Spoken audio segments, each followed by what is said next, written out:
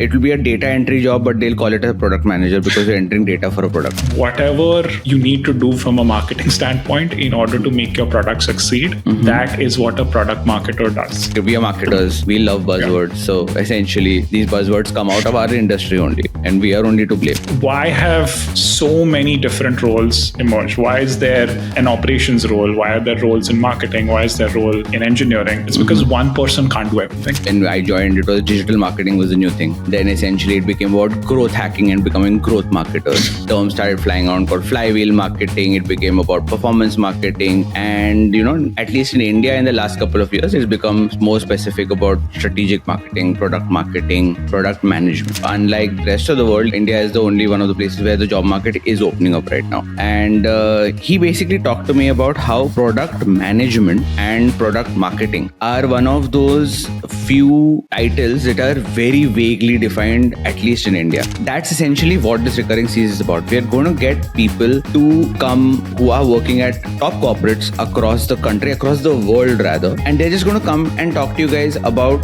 what their roles actually look like, what their day-to-day looks like. I think if you're abusing in a workplace, that's a big red flag that you need to start looking for another job.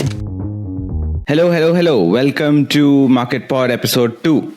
And I'm Tanoy Banerji. And today we are tackling what is going to become a recurring series on this podcast.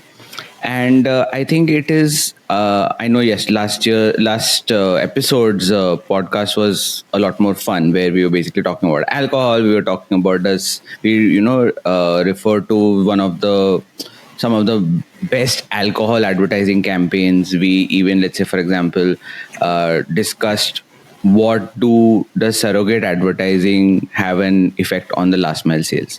But today's episode, I think, is going to be very, very important. And before I get into that, I want to introduce the third co-host for MarktPod, is Mr. Aakash Borwankar.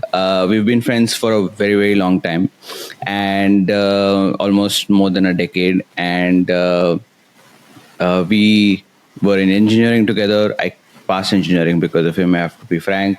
And now he is Mr. Big Shot in Seattle, working as a product marketer at Dell. And throughout this episode, it's going to be me. Throughout this podcast, rather, it's going to be me, Aakash, and Siddhant, who are going to be regularly contributing towards this podcast.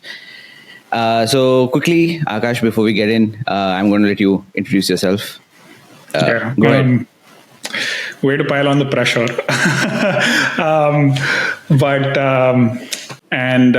little bit about me. I've started off as a lot of Indians do on the path of an engineer, and then very quickly realized that perhaps this was not the right path for me, and so pivoted into tech consulting.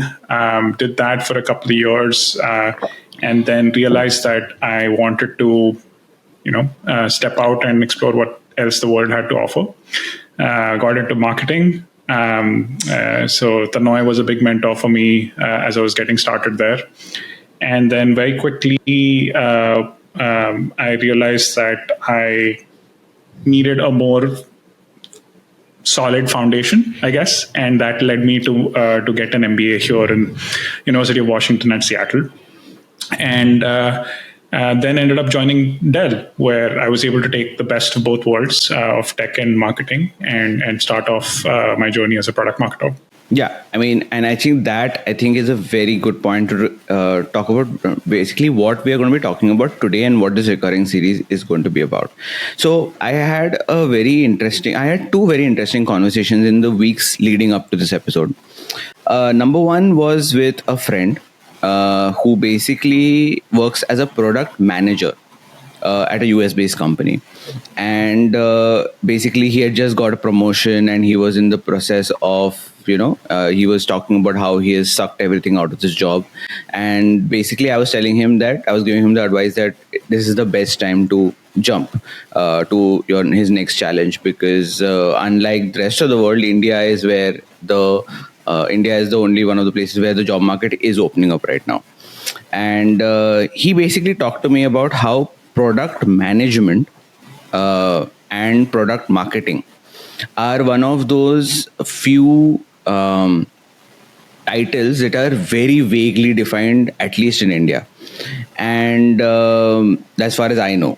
And basically, people like, for example, even it will be a data entry job, but they'll call it a product manager because you're entering data for a product.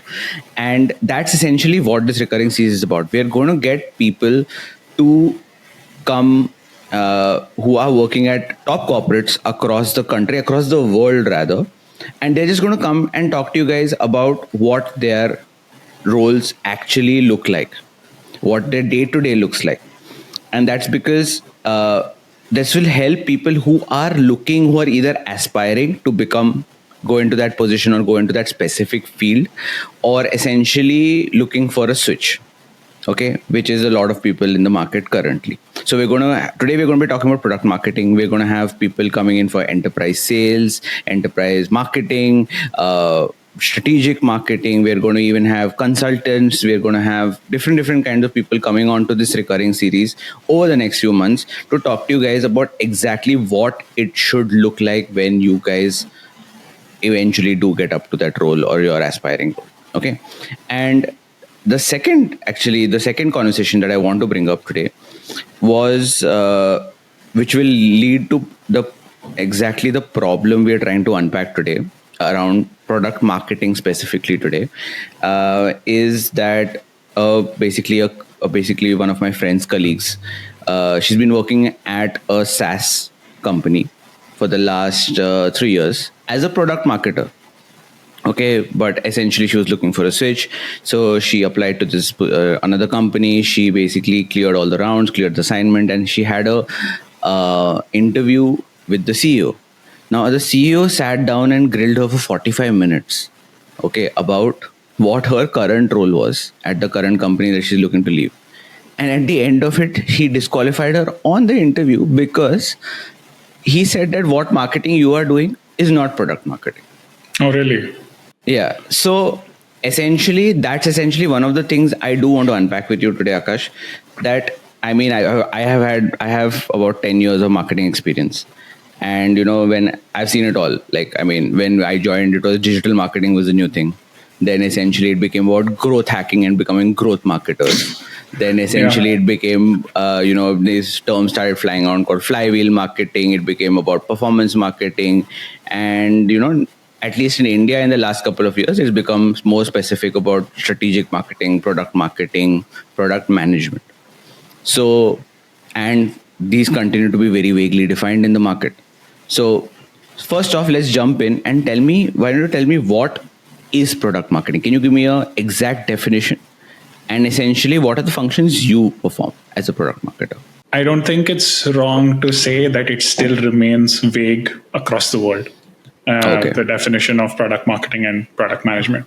I mean, maybe not the definition, but what a product marketer does or a product manager does in different companies across the world can be very different.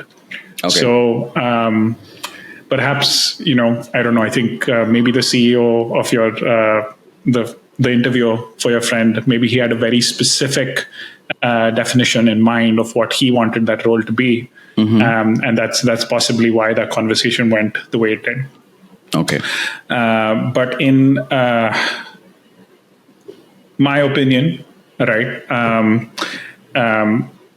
there are two ways of classifying or defining a product marketer. One is the textbook definition, which you'll probably find in any blog that you come across online, which is something along the lines of where we act as this bridge between product and engineering and sales and the customer.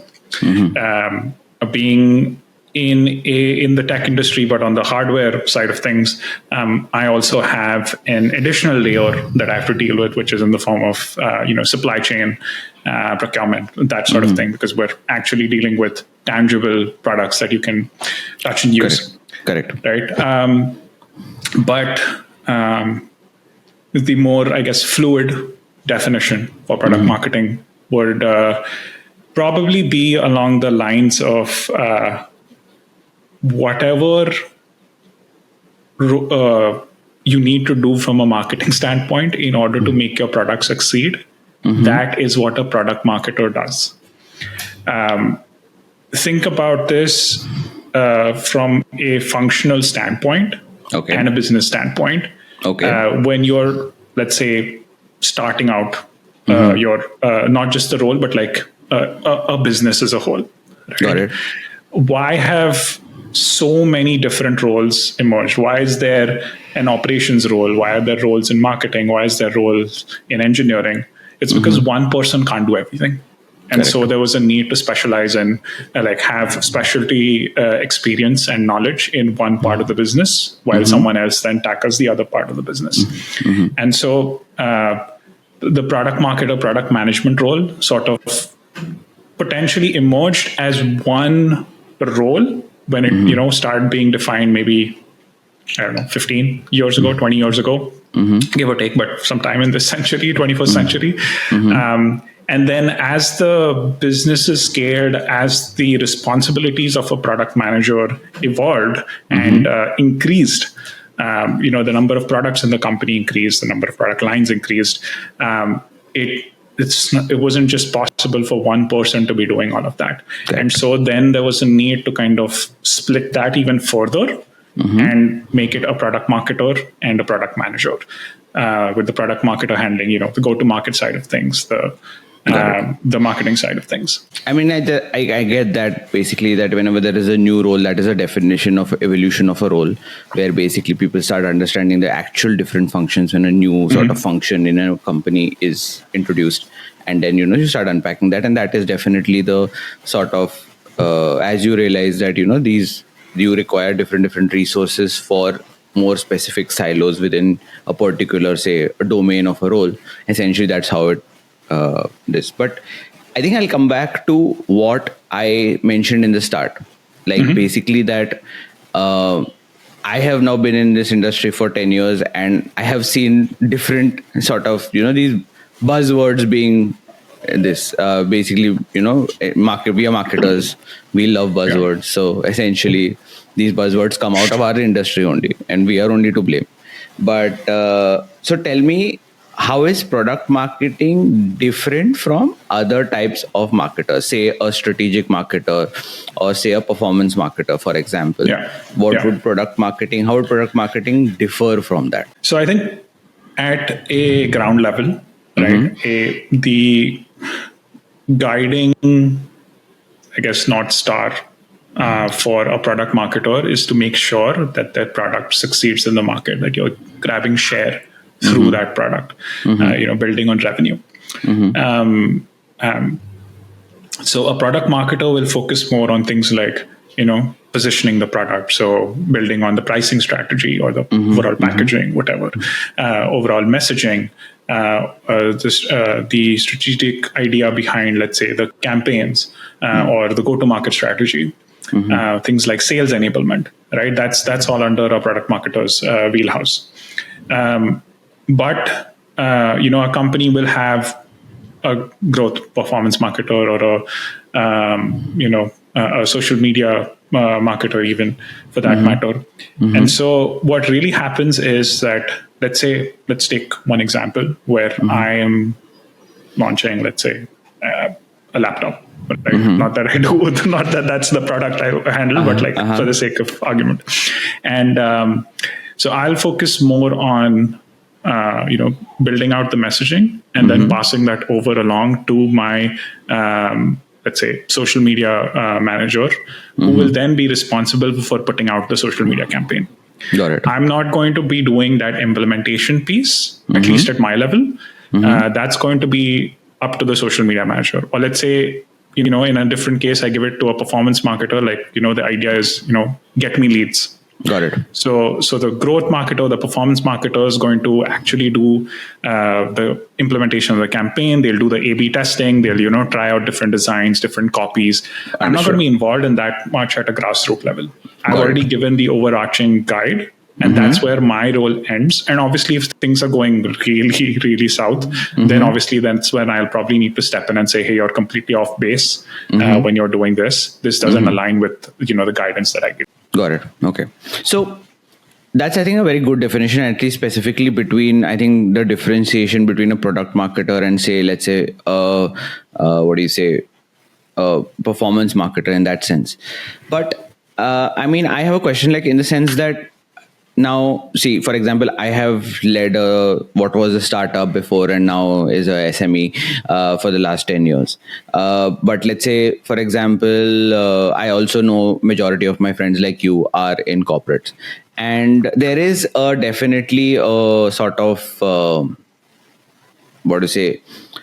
sort of restriction which comes with roles in corporates. Essentially, it's, I think, even could be the way the company is structured, the culture of the company, or it just could be the individual's attitude towards it, that, this is my job and I'm just going to do this, right? And essentially, a lot of my friends also, who have worked at startups before and now are in corporates, they basically miss that dynamism of the role. So let's say, from what you are saying and what I am understanding is that product marketing is still one of those positions which has to be dynamic. You have to be dynamic, and it has to be initiative driven as opposed to template driven in your functions. Absolutely. Is that right?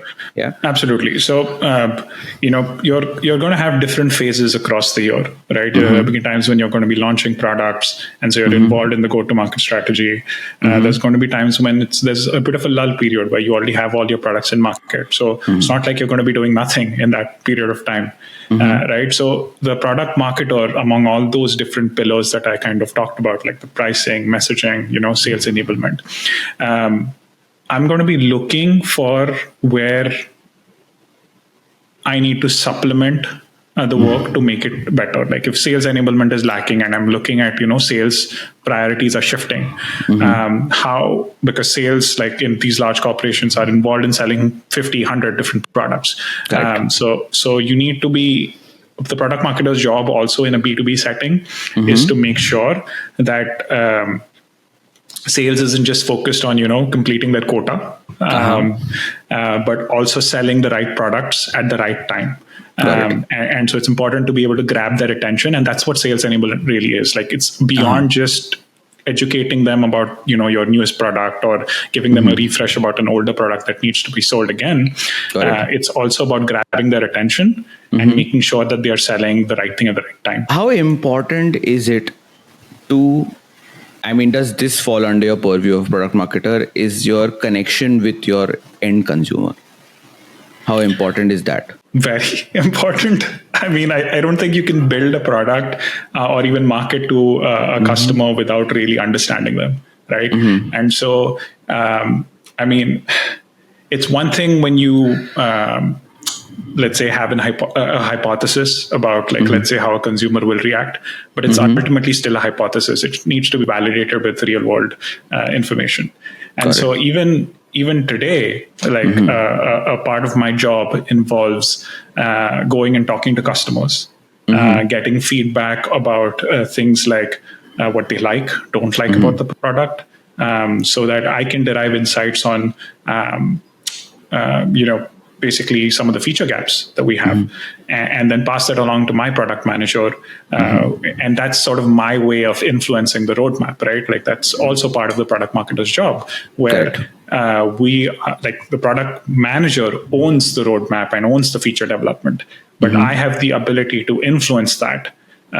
Because I am also talking to the customers, and I'm also doing a lot of market research and doing a lot of, like, I guess, competitive intelligence, right? So, and I think that is, actually why I wanted to drive that one point home, where basically, irrespective, we're talking about different kinds of marketers, but I think, and the marketing role will continue to evolve. Okay. We will have more specialization, we will have more distinctions in the future, but essentially one fundamental rule, basically it's all going to come back to your fundamentals. It's going to come back to the marketing fundamentals and the fact that you need to be listening to your consumer. And there is basically one company where I specifically know, And essentially, I think it's something that we develop as marketers, where people nowadays are just getting into marketing directly because the barrier of entry is very low. But essentially, they start marketing and building strategies either for a product or for a company or for a brand, making assumption on what the customer knows, but they have not actually gone and spoken to the customer on the ground level. We are going to understand what the customer needs and what problems they have and how our product can solve that solution only when we go and talk to them. I mean, there is, let's say, still a lot of more traditional, like this is a company I know specifically, which is a very big automobile company in India, where basically even if you are hired from the top MBA institute into the marketing department, you have to go and work for 6 months with the sales team. You have to understand what basically the customer is. You have to go and talk to the consumers. You have to understand what their problems are. And I think this was a very, very interesting. I have actually a very interesting anecdote about they were working in an international market. Okay. In this international market, and they were essentially a two-wheeler company, and they had launched this new product which was basically meant for these gig workers, essentially your Zomato, Swiggy in an international market. Okay, so basically, they had, in their mind, they had addressed all the concerns that these Zomato, Swiggy guys have. They had basically launched a light vehicle with a very very high mileage. It had a very nice long seat, which was comfortable because they are on their bikes throughout the day. They were providing financing options directly at the dealership. So, literally the person just has to pay a very tiny down payment and then the bike is theirs. They can just drive it out of the showroom. They had made it really frictionless. Okay, but and they had basically taken each of the parameters of their Chinese competitor in that market and blown them out of the water on paper. Okay, but they launched, and for 6 months they were unable to beat the Chinese in the market, and they were not understanding what the problem is. Why are we are offering a superior product, better mileage, more comfort, and still people are just simply not purchasing their bikes. So eventually the person who was leading this entire team, and the launch within this international market, actually decided to go onto the street. And he went to this location in the city where, there are locations in the city where these gig workers, between orders, they all congregate. There are these points and they wait for their next order, right? Take your child, man. Yeah, exactly. Yeah. So he actually went to there and he himself asked them, okay, why are you purchasing this Chinese product over our product? And what they told him was very surprising. So it was a very specific thing where basically the seat of product was a flat seat. Okay. But the Chinese product had a raised second seat on the motorcycle. So essentially, why they were preferring the Chinese product was essentially because they carry these really heavy bags on their back and they drive all day. So because of the contour of the Chinese seat of the Chinese product, they can rest the back on that contour, as opposed to which basically the whole pressure comes on their back the whole day. So just because of this simple thing, they were losing out on the market. So that's essentially drives home the point where I was saying, I think in product marketing also, that's very, very important. This was also about essentially what product marketing was, where they assumed that they thought they knew what the customer required, but the customer's problem was completely something different. 100%. So whether it's ultimately your focus of building out a product or selling a product is the end customer.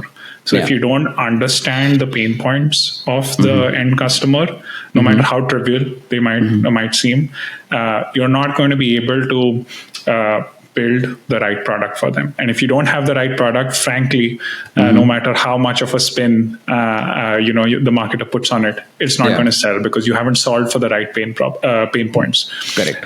For the right problems, right?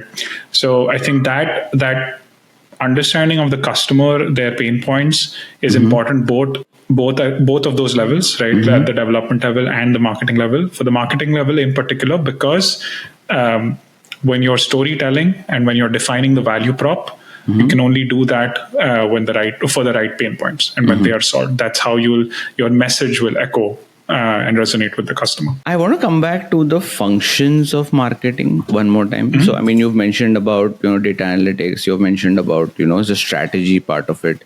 You've mentioned that the performance marketer role also comes in, but basically his role is to basically do more with the leads and the outbound efforts, right? Yeah. But now I don't have specific product marketing experience, but essentially I do want to ask you a question. So for example, we had a client who was a SaaS company based out of Singapore, and we were basically marketing for their product, right? So our job as their marketing partner was to sort of help them. We were producing a lot of content around the sort of domain in which their SaaS product was solving for, the problems that they were solving for in which domain. And essentially we were helping them with designs, we were helping them with a lot of content marketing, we were helping them basically drive inbound traffic to their landing pages, conversion landing pages. Then we had, we were using tools like Hotjar, typical conversion rate optimization. Basically, we're using Hotjar and Clarity, and identifying week on week basis how the customers are reacting to our landing pages, then modifying the designs, improving conversion rate week on week. So, do these functions also count as product marketing? I think because of the vagueness we talked about right at the start, there's no clear yes or no answer for this. The answer is frankly, it depends, which I think maybe a lot of our listeners will not be happy with. But remember the thing about scale that I talked about, right? So at a startup level, a product marketer will probably be, if this is all happening in-house, for example, right? Then the product marketer will probably be in charge of all of this, and maybe even actually sitting down and doing this, sitting in front of his laptop and actually checking the data and kind of doing this at a grassroots level. But at the scale at which companies like Apple, Microsoft, Dell, all of these different Fortune 500 companies operate, it's a little different. Like I'm not going to be sitting here today and checking for conversion rate optimization. We probably have someone far more junior potentially doing something like that, responsible for the website design and landing page optimization, things like that. What I will be doing is I will be involved in the content for sure, content in the form of like sales enablement, which is also, I think, now being optimized a little more thanks to a lot of the AI tools that are emerging, but we'll come to that. So I'll probably do the content. I'll probably give high level guidance in terms of what I want the end result to look like. And then, so that's the strategic piece of it. And then after that, it'll really be either outsourced to an agency or a partner to do it, or it'll be someone very junior who's just starting out potentially, who'll probably take a look at something like that. Got it. Okay. So tell me, I don't know how much you can share about this, but just for our viewers who can understand, what does a day in the life of a product marketer look like? Or tell us, maybe if not a day, I'm guessing because we've talked about how dynamic this role is. Yeah. How does a week in the life of a product marketer look like? Like essentially, can you give us insights as to, how basically, what are the more busy times? What are the stress levels like? What are the hours like? Yeah. And, essentially, what are your like functions on a day-to-day basis, so to speak? I think rather than your question about how my day or week looks like, I think it'll be better if I address the function piece. We've touched upon a lot of them, but I think those are some of the key pillars that prop up this entire role and any role for a product marketer. So I think one phase of the year potentially is completely focused on product launches. Right? Like every year, like any company you look at, every year, every 2 years, they're releasing one product or another. Got it. And so that time of the year, I think, is probably the busiest for any product marketer because, involved in like pricing the product so that you can position it right. You're involved in sales enablement so that your sales is informed about how to sell the product if you're in a B2B setting. You're involved in, generating awareness about the product in the market, potentially even involved in, focus group conversations with your product manager, so on and so forth. So essentially product launch, that's one piece of the puzzle. And you can go upwards of 60, 70, 80 hours per week when that's happening, because it's a short duration. Everything needs to be just right. In everything, nothing can be delayed. So there are a lot of conflicting and priorities that are kind of coming up all at the same time, and all of them need to be met. So that's one part of it, right? The second part is like, I guess, for products that are in the market. So then there are a couple of different things that I'm doing to support those, right? One is essentially market research. Understanding what the competition is doing, understanding how the customers are reacting to the product, what's missing in the product, what's doing well, getting that feedback, analyzing that qualitative feedback and quantitative feedback, and then passing that along potentially to my product manager to help them with that roadmap piece, like I said. And even looking at, let's say, in a B2B setting, discounting and pricing strategy, right? So let's take Amazon on their Prime Day sales, right? Lots of things need to go out at the same time, and lots of them are discounted. And it's not just like I'm not in Amazon, but I've got a ton of friends, and I get some of these insights. And it's not like they're just randomly saying, okay, you know what, let's look at the top 10 most sold products and let's put these on discount because like that's how we drive more volume and revenue. No, there's a strategy behind why you specifically as a user, based on your, I guess, browsing history on Amazon, will see very specific products discounted to you on your app or login ID on the browser. I, on the other hand, have a completely different set of products I've purchased in the past on Amazon, and so those are the products that will be pushed to me and my browsing, whatever my interface, as discounted. And then obviously there's layers to the discounting strategy, but maybe we can have an episode about that in the future. And then the third piece is unfortunately something that a lot of people hate, and I think, but you can't avoid as long as you are in a business. Like, I mean, even if you own, like if you're the CEO of the company or you're the founder of the company, you cannot avoid the administrative and the operational piece of things. Of course. And so that's always a thing, right? I need to, give reports to my leadership and stakeholders about what's going on, what the updates are, so on and so forth. And then the last piece is the planning piece. So there's one part in the year where we all, the team gets together and we come and say, okay, last year was great. We met these goals, whatever, but what's next? And so we need to plan for the year ahead. How are we going to achieve our shared goals, or what those goals are going to look like? How do we, increase revenue after doing already, I guess, beating our revenue targets last year?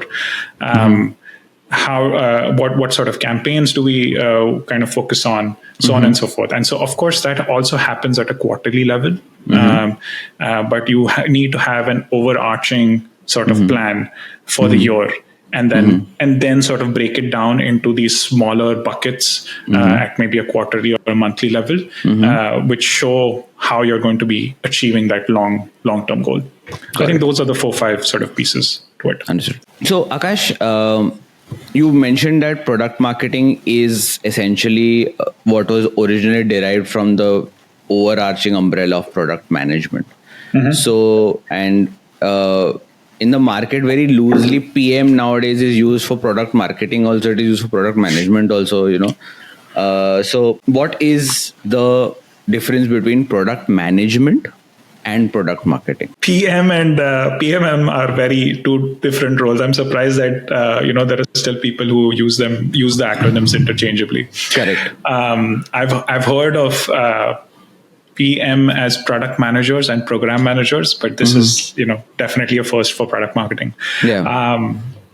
Well, I think the way to look at it is a Venn diagram. Okay.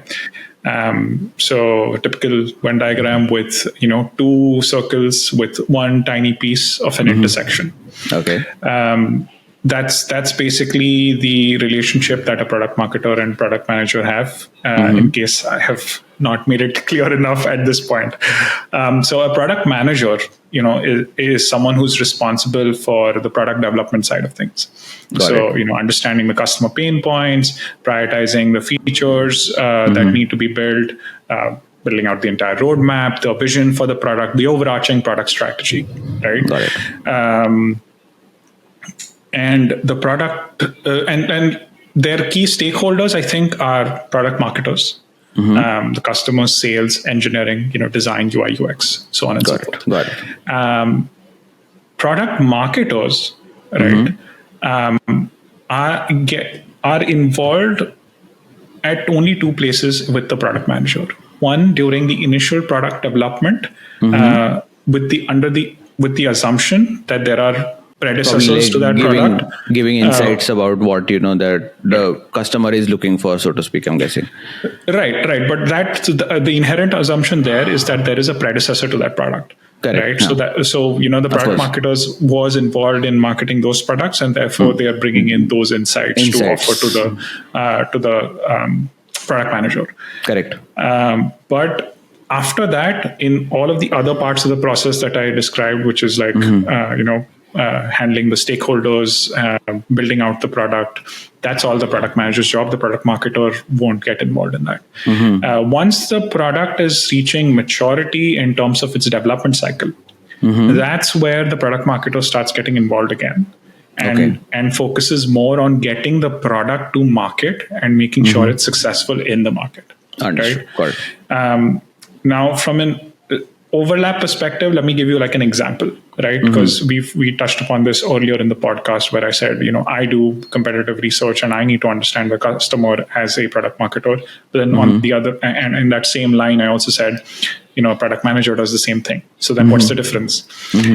So we both do market research, but the product manager focuses on identifying the customer's pain points. Okay. On the other hand, the product marketer focuses more on understanding how to position the product for those same customers, keeping those pain points in mind. Okay. What is the best touch point in order to meet the customer, to drive awareness, to drive adoption, to drive retention, right? So on and so forth. Got it. So really a PM focuses more on the what and why. Correct. And the PMM focuses more on the how, where, and when. Got it. Okay, understood. Yeah, that makes sense. Since everybody loves current trends, what are the current trends in product marketing? I'm going to make a quick guess. Yeah. AI. Yeah, I think that's true. That's across the board, I think, regardless of which function. And I was kind of hesitant to say that because I was like, is it too obvious maybe? So AI in the sense of, basically pretty much what it's doing for all of the roles in the company, it's enhancing productivity. So I think it's extremely important for product marketers, and frankly, in any role you're in, to understand a lot about how to at least leverage the LLMs that we have in the market today. They help with content creation. They're helping with design. They're obviously enhancing productivity in the sense that I'm trying to do competitive research, and I would probably spend, let's say, an hour combing through a website and trying to understand a competitor's white paper on their product. I can feed that same white paper into one of these LLM models and ask them to summarize it for me. And then that just makes my life much easier. And I've gotten the key takeaways that I anyway wanted from that white paper. It's just an example. Right? So that's one big thing for sure. I think the second one is is something that we've been seeing for a few years now. Okay. And I think it's becoming more and more apparent as these AI ML models become more prevalent and more used across the board. So I think there's a slight shift happening from a focus on building out and pushing out content for our audience. Focusing like things like SEO, blogs, so on and so forth, to more on community building. Got it. And and the reason I said that, is because you've seen what influencers basically do. They're building out their community essentially. Correct. And so I think there's a trend moving in that direction where you'll probably you start finding like more generic content freely available online because maybe it's AI generated with a touch of a human. And for the real insights that people are looking for, you would probably need to maybe be part of a larger community, which is gated, potentially a closed community. Like a Facebook group, or potentially a Discord channel, a Slack channel. That's where you're really getting some of the insights that you need, some of the product information that you need, right? And that's also sort of the way marketers can potentially find their most passionate customers and identify those advocates for their products who are going to organically help them, make a push for their product without having to do really anything about it. So I think that shift from content to community is going to become increasingly apparent as we go forward. Got it. That's I think very important. Yeah. And then the third one, I think, is, again, I guess partly derived from AI, but also very true regardless of whichever time period we look at across history, is storytelling, and rather a shift in the way we tell our stories. Most products, like this is a cycle that all markets follow. A product gets launched, barriers to entry are super low, more competition joins, and pretty soon it becomes a red ocean, right? If you've heard of that concept, listeners, red ocean is basically a market that's flooded with competitors. And you should basically try to create your own blue ocean where basically you have a clear distinction and you're not competing, essentially. That's essentially what Aakash is talking about. Right. Yeah. So most markets are like filled with competitors.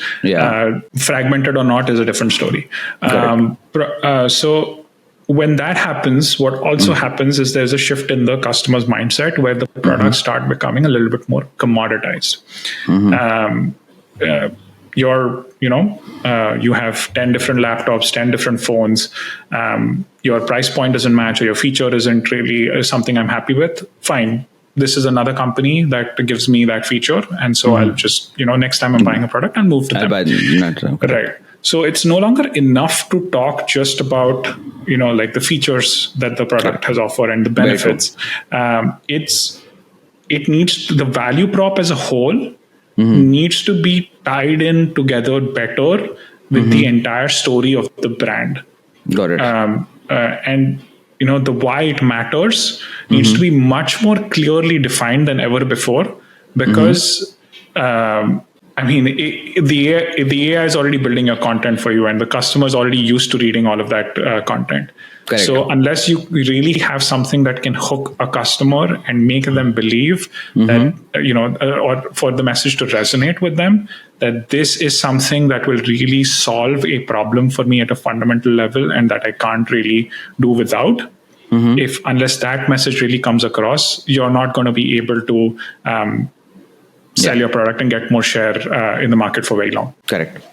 That's very true. So let's talk about, I think we've covered quite a bit of how the future of product marketing is also going to look like. So let's talk about for a person who is getting ready to now. Basically, let's target a specific pain point for our audience, or Okay. somebody who's getting ready to enter into product marketing, and who is or looking to switch into product marketing. Okay, from an existing domain or whatever.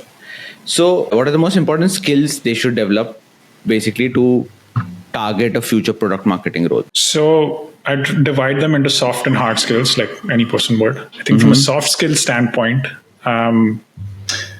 communication obviously is a big, like a vital importance to a marketer. Now, when I say communication, I don't mean you have to be an extrovert. You just need to be able to articulate yourself well, and you need to be able to message out the product, like exactly what we were talking about just before, like defining that value prop. That'll only happen if you are really good at your in communication. And essentially, this is, I think, one of the most important things. Again, it comes back to the fundamentals of marketing, where if you're we are talking about AI, we are talking about future, we're talking about product marketing, we're talking about all these current trends. But the simple fact, you come back to one more fundamental of marketing, that if you are not able to very clearly communicate your USP of your product, you are not going to sell. You're not going to be able to market.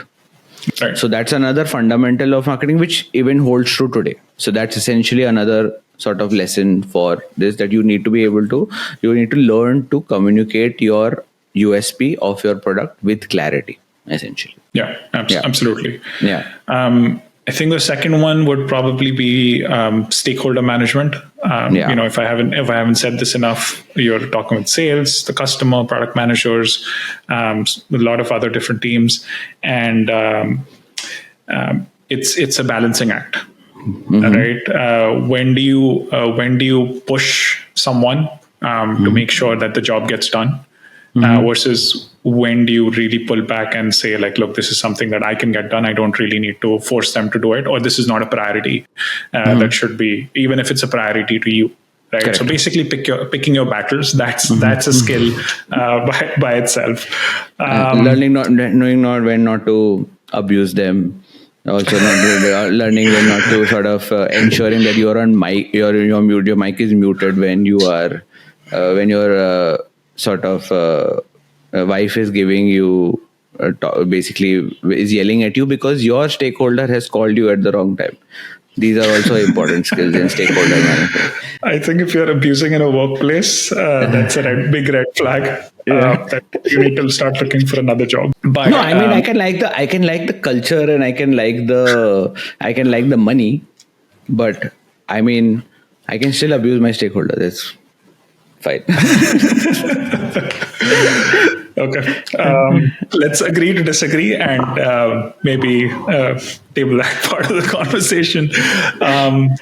But yeah, so stakeholder management, communication, strategic sort of thinking as a whole, identifying the right,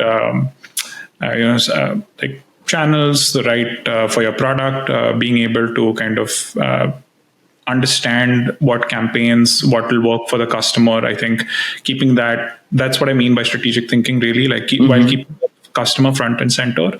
How do you plan around making sure that you are able to make sure that the product and your message both are doing their job. Correct. Right? And then from a hard perspective. Now, I think a lot of people have this misunderstanding. At least I've seen it in the last few years, that if I'm coming into marketing, right, my goal is to be, building those campaigns or like focusing on pricing and things like that. But for the data piece of it, I'll have like an analytics guy who like my go-to guy to get me everything I need. Not very true. I think especially now, it's extremely important that the product marketer is able to leverage at least some of these basic visualization and sort of analytics tools to be able to derive insights themselves. Like Tableau and I'm guessing Power BI. Yes. So I was coming to that. So Tableau and Power BI are fantastic examples. They are data visualization tools.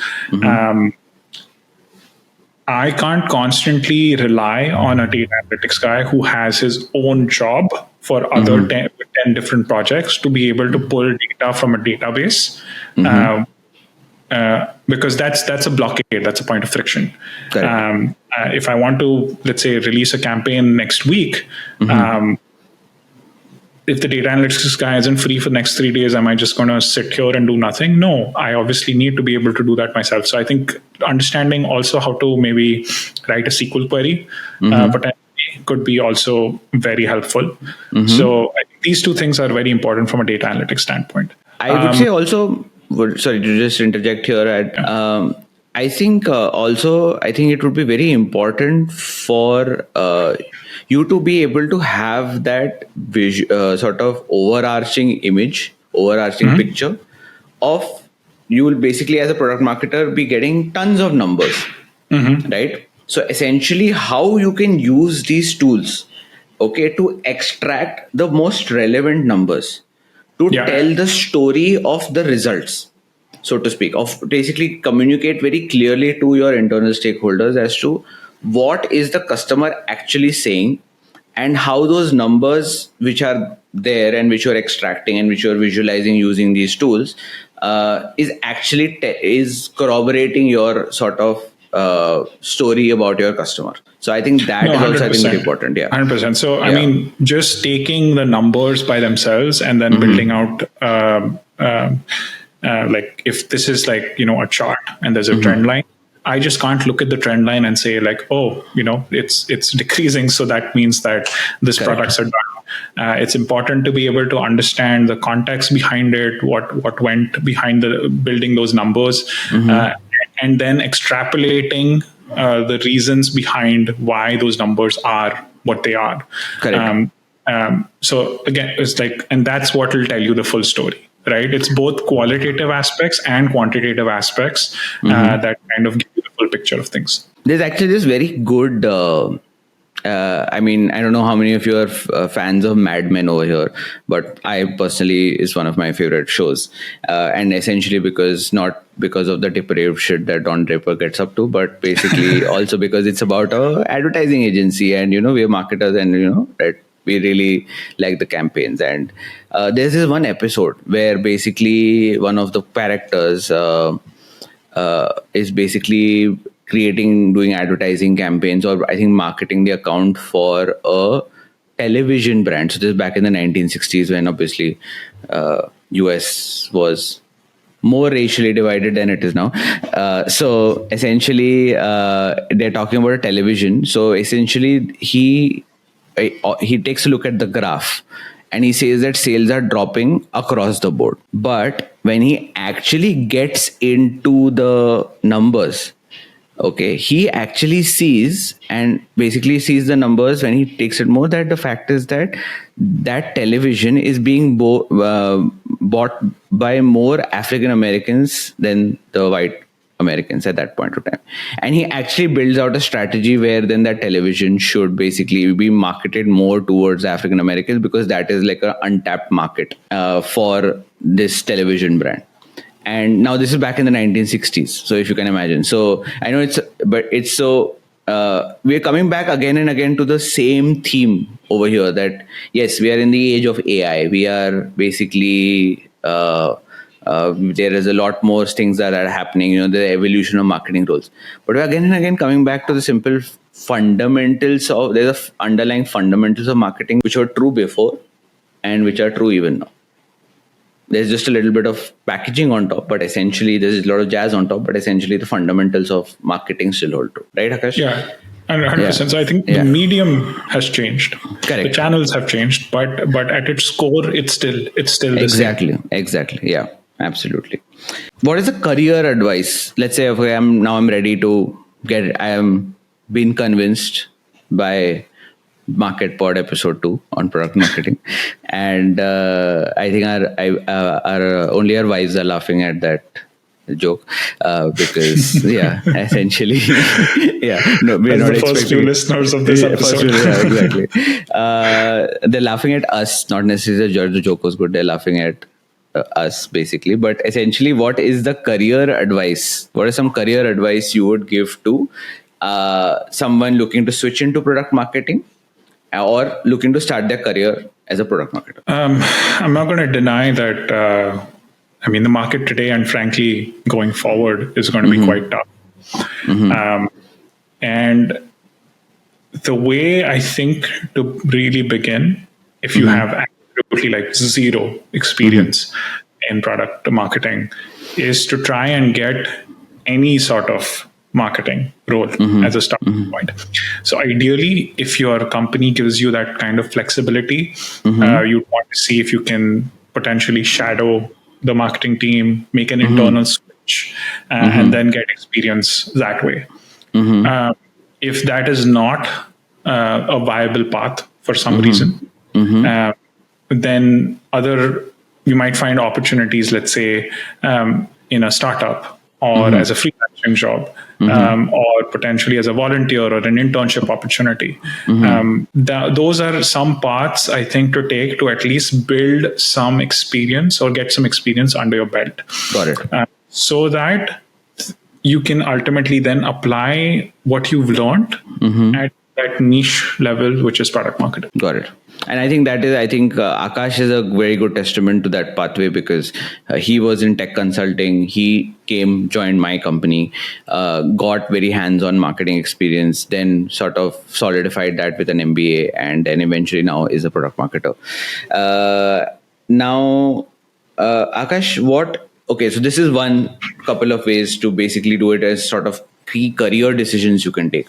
But what are the resources one can sort of look at when it comes to sort of, if I want to basically start charting my way towards product marketing? So a couple of things that I recommend that people do, regardless of how experienced you are in product marketing, zero or multiple years.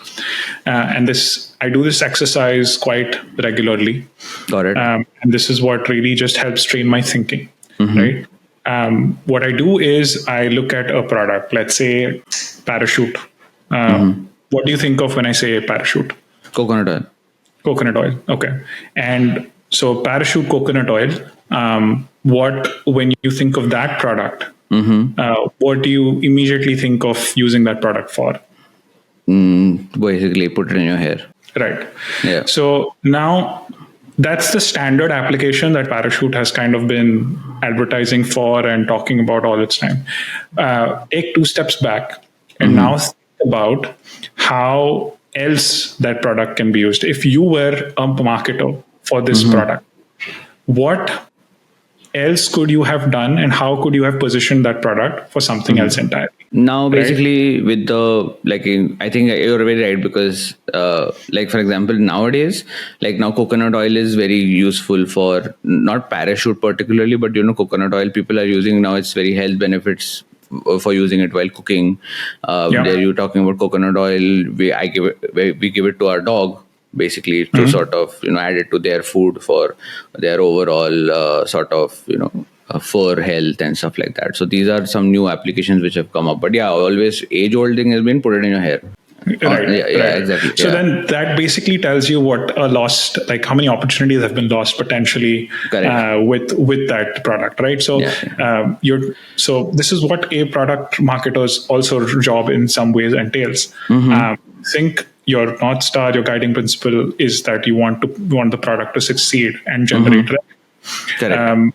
Hair oil might have been the biggest market, right? But there were other markets in which that product could be positioned potentially. Like you just talked about 2 of them, making your dog's pets healthier, cooking for health. It's a fantastic moisturizer potentially for your skin. It's great for oil pudding is a big thing that Ayurveda recommends. it's coconut oil is one of the oils that are recommended for that, and so on and so forth. So you keep thinking about it that way. Correct. And this is a good exercise to do for both a product marketer and a product manager. Like that's because of that overlap between your focus on the product. I think that's a muscle that you need to constantly keep exercising. Got it. So that's one thing. I know it's not a resource, but it's a good, it's a very important. Train yourself. Yeah. From a resource standpoint, there are a couple of podcasts that I recommend. I think any product-centric podcast that caters to product managers as a whole is also beneficial to product marketers. The product podcast by Product School is a really good one. Lenny's podcast, the name's kind of a little funny, but it's quite interesting. That's a very good podcast to learn more about product, how to scale products, things like that. And then, so those are I think two podcasts. And then there are several others I listen to, but I think these are good starting points.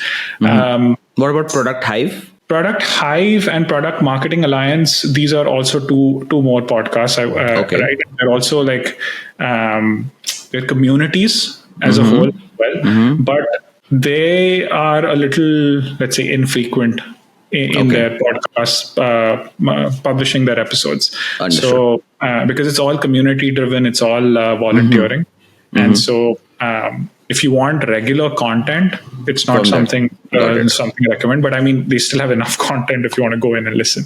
Got it. From a books standpoint, I guess if you're in tech, I think there's a fantastic book called Crossing the Chasm. It's by Geoffrey Moore, I think, is the author's name. It's a really great book that talks about so the chasm that he defines is basically moving from an early adopter in your customer base to the early majority adopter where the product starts maturing. And there is a big sort of chasm, as he likes to call it, between pushing a product from those early adopters to that maturity level stage where it's adopted by the wider masses. Got it. Spoiler alert. But it's a really good book. Hooked, I think, is another interesting book. Is great. Yeah. It talks more about developing like interesting products, but I think it's regardless, it's still something a marketer should read. Just because, again, like I said, of that product-centric focus that you need to have. In terms of some courses, maybe? Yeah. So there's a little bit of I hesitate sometimes to call out courses because I think the common maybe misconception is that if I do this certification course and put it on my resume, it'll be such a big value add that's what will get me my next job. It's frankly, in my experience, that's not been the case. When companies are looking for someone in product marketing and they're saying we need someone with 2, 3, 4, 5 years, a certificate course isn't going to cut it. It's going to be one line on your resume right at the bottom, and they're not even going to get there. They're going to look at your pre-job experience, whatever before this role that you're applying for, and they're going to see you don't have anything under marketing, and then it's where you're sort of already out. Got it. So, but I mean, for folks who just want to understand more about the role and understand about marketing as a whole, then sure. Like if that's your mindset when you're approaching this, then I think, Product Marketing Hive and Product Marketing Alliance, Pragmatic Institute, they have some good certification courses that you can look at. Product School is another one that has a good product marketing certification course. But keep in mind what I just said, right? If you're relying just on that to land your next job, it's not good. And really, there's one more resource I think I really want to call out here. It's called Shareboard. So Shareboard is basically has multiple communities of professionals. Okay. And a product marketing community is also sort of front and center for on that website. And it's a fantastic opportunity, or rather it provides a fantastic opportunity for you to pick the brains of some of the top marketing experts across the board. Got it. They have Ask Me Anything sessions with I Nice. think the one was with the head of marketing of in Adobe. Okay. And so they're always bringing in these experts to kind of address questions that have that you can, as a user, put into the forum, and then provided they have enough time, they'll actually pick that question out and answer it for you. And of course, it's a community, so you have tens of thousands of folks, marketers in that community, who, if let's say you're having a problem, like let's say, how can you tell me the fundamentals of how I can position XYZ product? You should ideally be putting out your company's product out there before it launches. But that's an example. Got it. And you'll have folks from Dell, Google, Microsoft, Lowe's, whatever, Target, coming in and giving their 2 cents on how they think you should do it, or what the most important factors are. So I think that's a big value add for anyone, especially for the folks starting out, because it helps them connect with the right people and learn things along the way. I think the last one is specifically very value adding, and guys, we're going to be putting all these the resource links that Aakash has mentioned down in the description. So I think that sort of quickly brings an end to this. I think we've dissected product marketing as much as we could in an hour or so. So I'm going to quickly summarize, since we've talked about our reducing attention spans. So I'm going to quickly summarize the last hour, okay, so to speak. So we started off essentially talking about what is product marketing. So the strict definition is basically a strategic function that focuses on bringing product to market. That's essentially if I have to sort of summarize it very quickly. So under that, we've talked about the functions. When, let's say, for example, getting involved with content, getting involved with market research, getting involved with consumer insights, getting involved with actual product launches, stakeholder management, so these are sort of the functions that he defined overall when it comes to becoming a successful product marketer. We also talked about how product marketing is different from other forms of marketing, say a strategic marketing or performance marketing specifically. But essentially, the first sort of important point that we sort of focused on is basically, however important it is, the fundamentals of marketing still hold true across whichever marketing function you are. And the number one lesson we learned from that is that you need to not assume what you think your customer knows. You need to be actually talking to your customer and actively asking them what their problems are, and then ensuring that you are marketing the product to solve those pain points. And if you're assuming, make sure you're validating those assumptions. That's exactly. So validation is required, and the validation is eventually going to come from the end consumer only. Exactly. So that's lesson number one, very important when it comes to product marketing. We talked about a little bit about the stress levels and the work hours for a product marketer. So Aakash mentioned that at least two durations during a year, basically, either when you're a product launch or when there's annual planning, it can become pretty stressful. Okay, but otherwise the work hours are decent. He also talked about that product marketing is still one of those very few dynamic roles left in corporates, where essentially you need to be on your feet. You need to wear many hats at every point of time. It needs to be very self-initiative driven. You need to be able to identify problems, and you need to be able to jump in with solutions irrespective, and not basically just say that another team will handle it, or ensure that you are not working in a silo. Product marketing, if you want to be a successful product marketer, you cannot have that attitude. That's essentially one of the things that we spoke about. We also talked about some important skills. So in terms of soft skills, we talked about communication, both when you are communicating your product externally and how you're communicating within your stakeholders internally also. So we came to marketing fundamental lesson number 2, where basically, again, irrespective of AI, irrespective of whatever all the advancements that are happening, essentially you need to be able to communicate your USP with clarity. If your communication of your USP is fuzzy, your product is not going to succeed in the market, however good it is. Right?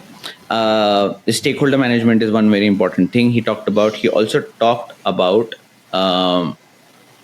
in terms of hard skills, it is very important to have some knowledge of data analytics, and should have also skills around either Tableau or Power BI or both, if possible.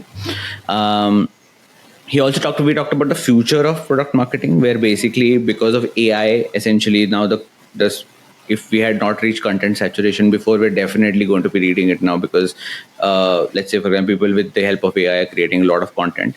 So the future of product marketing is gated, closed, content driven communities, where basically people can sort of get very unique insights from humans and not AIs generally. And that is definitely one of the most important future trends in the sort of world of AI that we are very speedily heading into.